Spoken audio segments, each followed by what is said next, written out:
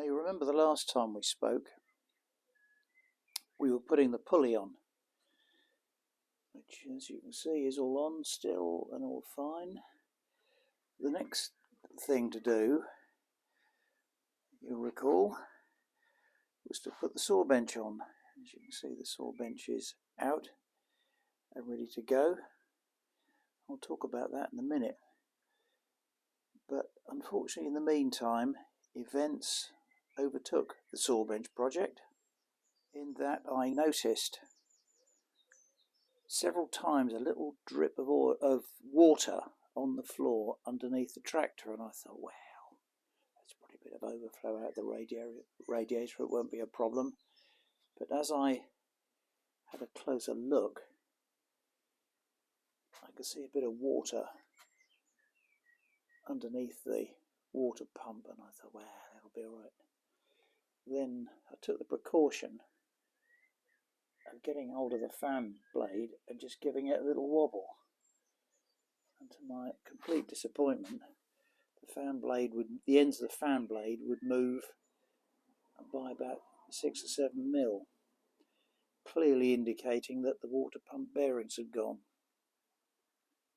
So I thought, rather than wait for the fan to go through the radiator and cost me a huge amount of money, I'd have a look at this little job, which ended up as quite a big job really. New water pump,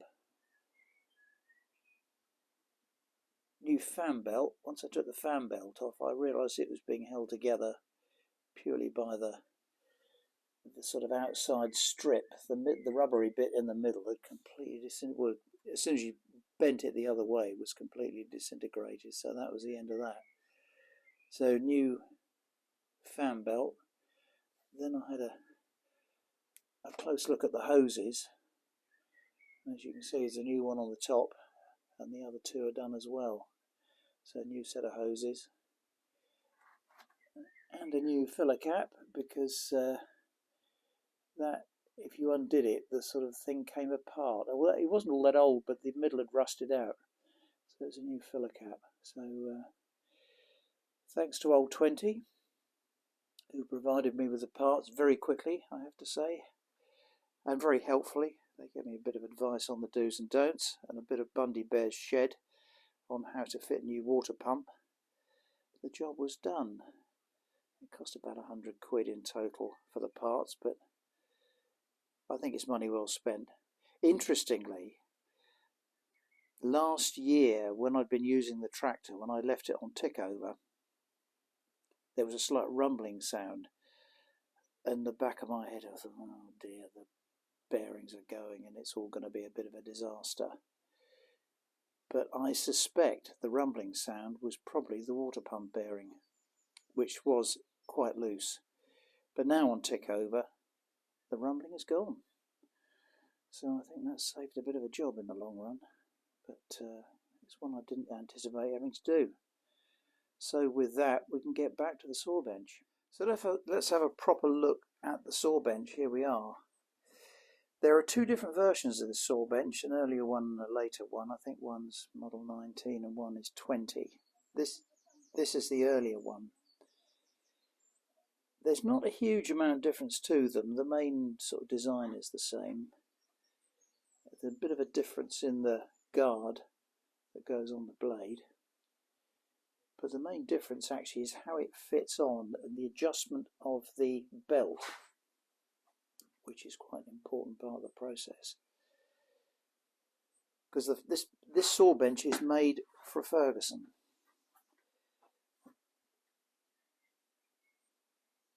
And it's a question of making sure that the belt is quite tight. I started running this on a 4-inch belt, just an ordinary canvas belt, and it used to slip endlessly and the belt was sort of stretching and it was hopeless.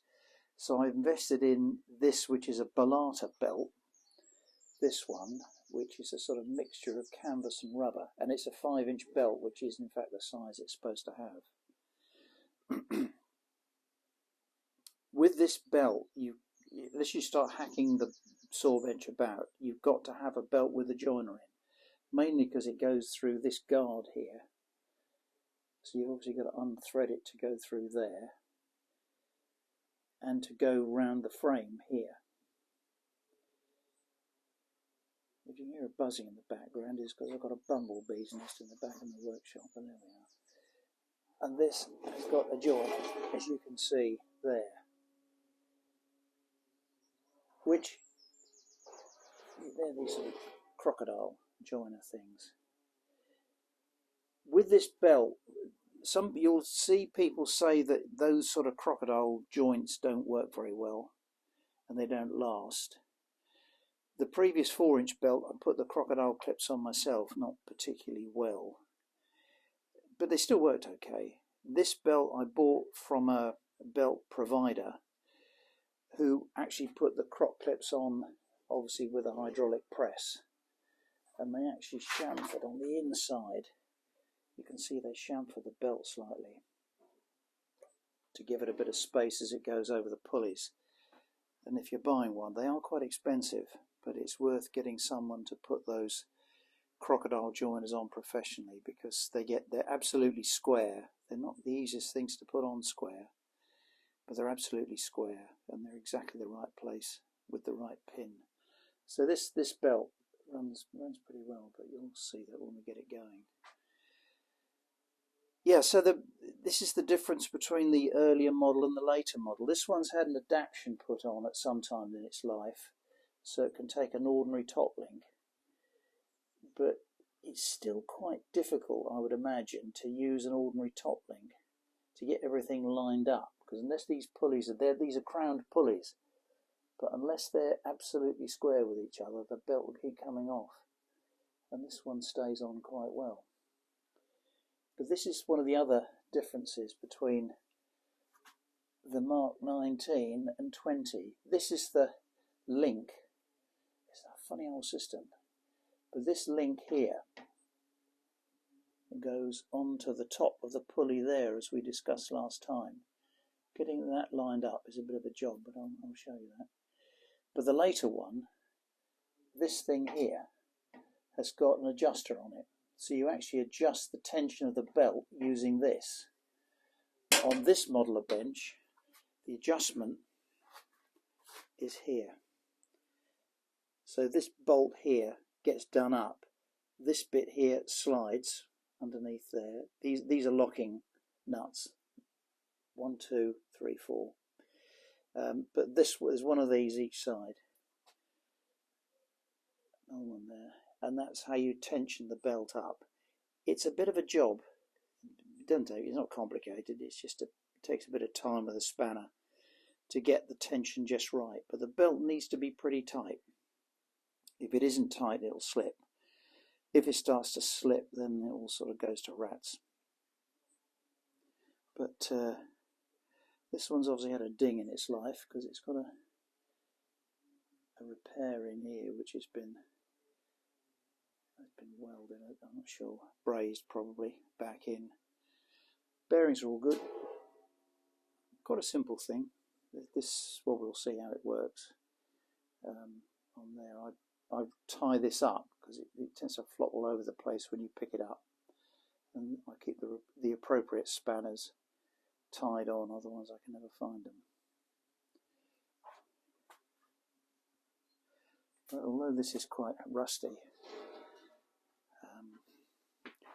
it works okay. It's absolutely fine. What I am going to do this year, which I haven't done for a while, is to sharpen the blade. It is reasonably sharp. The points are pretty good, but I think I know I caught a nail last year when I was using it, because I had a few sparks and quite a lot of noise coming out, so they have taken a bit of a ding. But I try and keep them reasonably sharp. But that's a fairly thankless task, filing those down, but I'll show you how I do that. I take the blade off to do that. I've tried to do it with the blade on, but it's a bit of a battle. This thing here comes over the top there. Although I might actually try it on this year. The odd thing about this saw benches, it stands on 3 legs. So it stands on the frame at the back, which you can see there. Then underneath here, it's got a funny little leg. So as you can see, it isn't the most stable thing. I'm not sure it really does it justice, but it means you have to be a bit careful sliding it about. If it's on a smooth surface, it's okay, but on a rough surface, you can end up with the whole thing tipping over on the blade side down. It's surprising how heavy it is. It doesn't look very heavy, but my goodness, if you try and shift it or lift it, it's quite heavy. Okay, so let's try and get this all together without losing fingernails or anything else.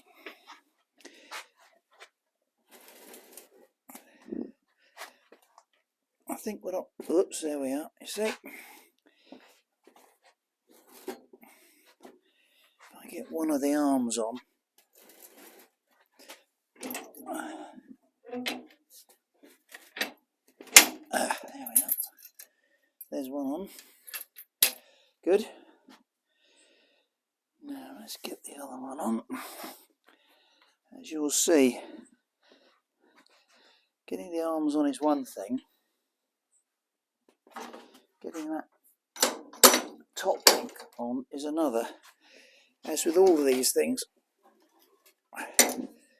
you need quite a lot of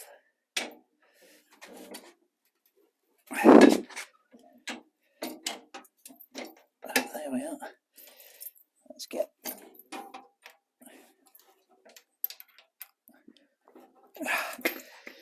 bloody thing. Right, I'm in your way at the moment, you'll have to excuse that.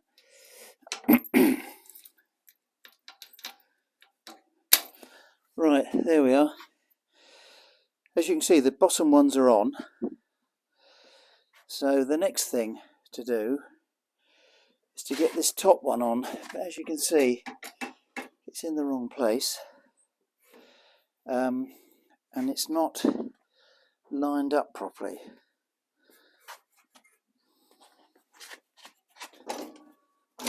But, right. As you can hear, the blade is like a great big bell when it gets going. So, as you can see, the top one, I'm just checking the camera, yes, you can see this is not lined up. So the trick now is to get a trolley jack underneath the crossbar at the front and slowly lift it up. At the moment it's standing on the one leg at the front of the saw bench and obviously on the bar at the back. So the whole thing is much more stable now it's on the tractor. So I'll get a trolley jack under the other side, which the trolley jack here.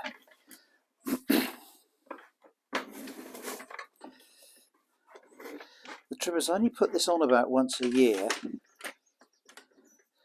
It's a bit of a job remembering the order of march. But right, the trolley jack's now touching the bottom. As you can see, hopefully from your angle, I'm on the other side obviously at the moment, that's beginning to line itself up. I think if you had two of you doing this it would probably be quite easy, but I have to sort of operate single-handed, so right, that's looking quite hopeful. Let's see if we can get that nearly there. A little bit too high, I think.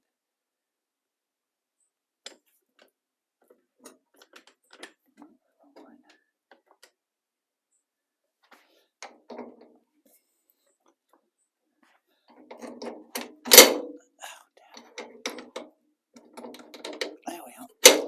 Getcha. Excellent. Now, probably can't see, but the leg at the front, the little last leg, is not quite touching the ground, and that's about right. Now the next thing is belt management. Bear in mind, when you're picking the saw bench up on the 3-point linkage, or sort of 2 points and another point, the pulley is running. So if you're not careful, you end up with the saw bench actually turning, which feels like someone's about to chop your head off. And getting the Bellata belt,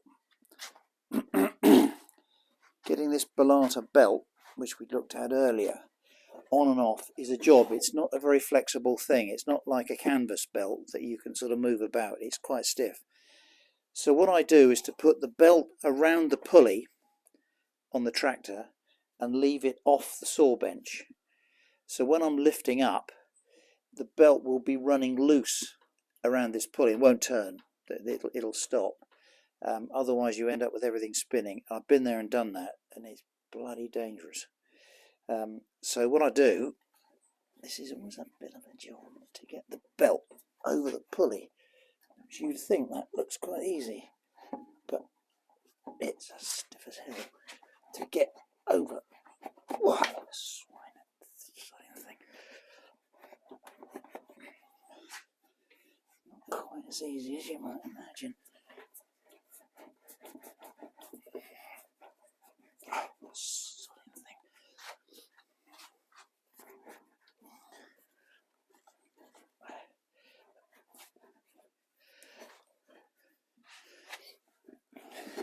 Right, there we are. As you can see, that's just floppy, and the pulley will run, but the belt won't turn. So these are the main bearings. As you can see, they're quite big old numbers. There's one there, and one over the other side there. I'll give those a greasing. There's not much else to oil and grease on it really. I give all this adjustment a bit of oil here. It doesn't need a lot, but it does get a bit of dust and muck in it. And also down the bottom here, where the hinge is, a spring. I think you probably know how that works, but I give those a bit of an oil up as well. So it sort of keeps everything running nicely. But really there are very few moving parts on it, and it's I keep it fairly clean down in the winter, keep the dust and muck off it, and give it a coat of WD-40, which keeps the rust at bay. Although it is rusty, it's not getting any worse. But that's it so far. So the next thing, I think I'll get the lubrication done next, mainly so I know where it is. Interestingly, taking the in the pulley, you'll notice it's got a hole in it, and that's for a reason, so that you can actually block that when you're undoing the nut. If you want to take the saw blade off, or even just to tighten it up, because otherwise it's a bit of a job to stop the shaft turning. So I've got a piece of steel I shove in there, and that stops the pulley turning, so you can get a big spanner on the nut to take off, or just to check the blade. The worst nightmare has to be the nut coming undone and the saw blade spinning off down the garden, scything everything and every person in its path. It doesn't bear thinking about really. But the blade, as you can see, has got this sort of mother of all nuts on it with a collar. It sits on the shaft there, and it's also got a lug which locates it, so there's no chance of the saw blade and the shaft spinning, because it's got a lug that or a little tip that sticks through it. Also, the direction of the nut is that it will always tighten itself up. It won't undo, because obviously the saw blade goes this way and the nut goes the other way, so that it will always stay tight. I've never yet found it loose, and it's a bit of a job undoing it, but it's just one of those places you don't want to go, only in your worst nightmares. This blade sharpening is a bit of an exercise. What I've done is to mark there with an arrow where I've started. Needless to say, if you're not careful, you end up sort of sharpening it and kind of losing the will to live because you realise you've done it all once. Now the only thing you've got to, with this sharpening, you've got to be a bit careful of. I'll just bang my head on the roof of the workshop. If you look at this blade, I don't know if you can see that, I think you probably can. But the teeth need to be sharp, but they need to be angled a bit to make space for the blade. So if you can see that one there, it's angled slightly out this way. See the angle there? This one here is sticking out that way, and the next one is sticking out that way, and that makes space for the blade. So you do have to I'm not sure this is in focus, but it's trying to focus on everything other than the blade. But as you can see, each one alternately bends a different direction, and it's trying to get that bend about the same on each one. And obviously when it comes to sharpening,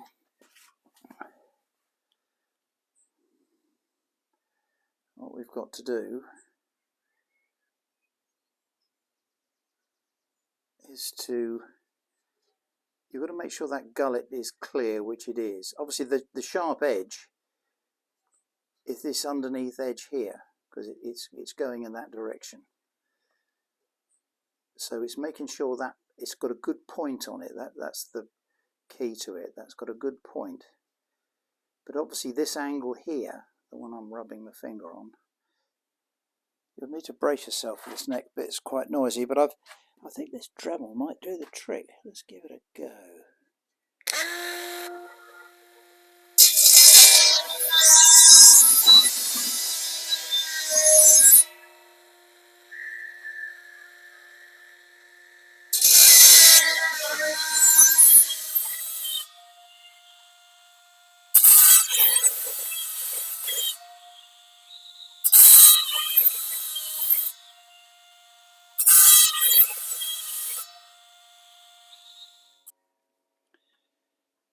As you can see, I think that's okay. Doing it with a file is a thankless task, but that seems to be doing quite a good job. These points on here, I'm just putting my thumb on the points. This is the critical bit really, is this point. There's one or two a bit on the rounded side, but they're pretty good. I think that's going to be okay. Only time will tell when we get a piece of wood in gear and give it a go. Well, this is how the nut gets tightened. The first thing is to take the spanners off, undo this piece of rope at the back which stops the actual bed from swinging up. Put the rope out the way.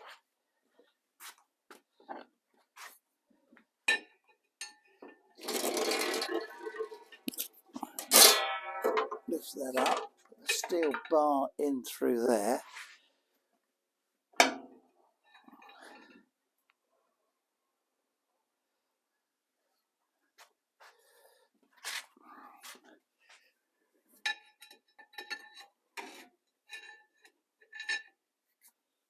Put the bar onto there. Get the mother of all adjustable spanners.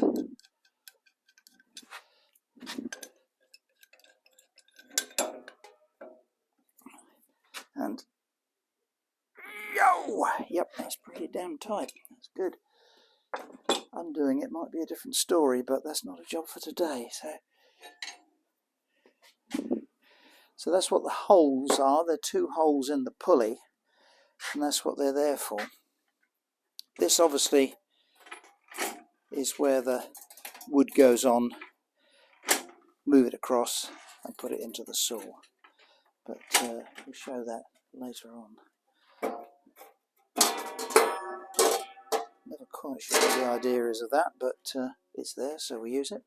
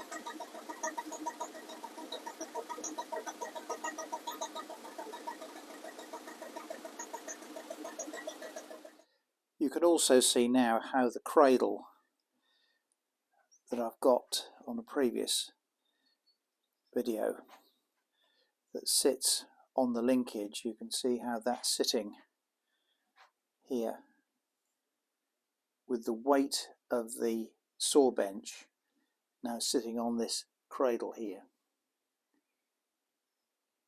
rather than just hanging on the hydraulics. So for moving the saw bench about, I've now got the pressure off the pump, so the pump isn't running, and I can move the thing around without it hanging on the hydraulics. It's now sitting on the top pin.